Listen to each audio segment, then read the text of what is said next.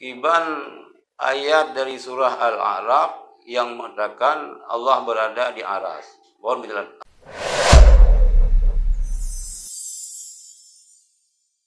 Ar-Rahman 'alal 'arsy istawa. Jadi dalam Quran la ayat mutasyabihat. Na ayat muhkamah. Ayat muhkamah arti jis jelas. Ya?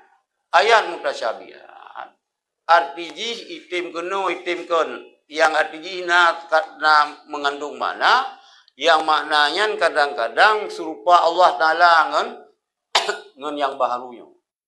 Lagi Ar-Rahman 'alal 'arsy istawa. Allah bersemayam di atas aras.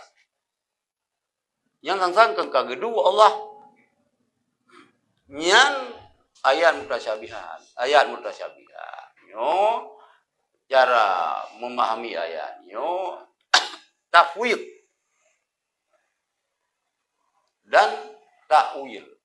Tafwid Ar-Rahman 'alal 'arsy istawa, Allah yang lebih depu maknanya.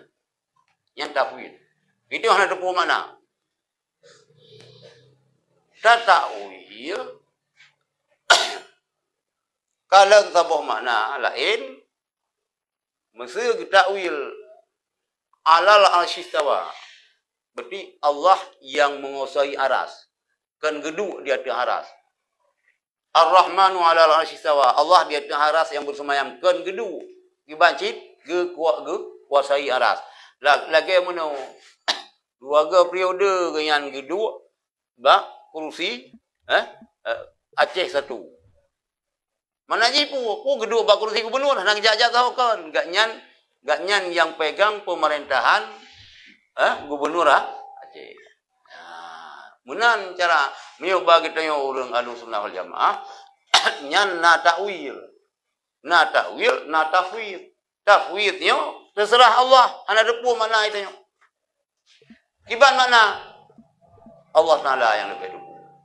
Miyo ta'wil tak kaleng sabuh mana lain. Dari mana alal 'arsy istawa berarti Allah menguasai aras.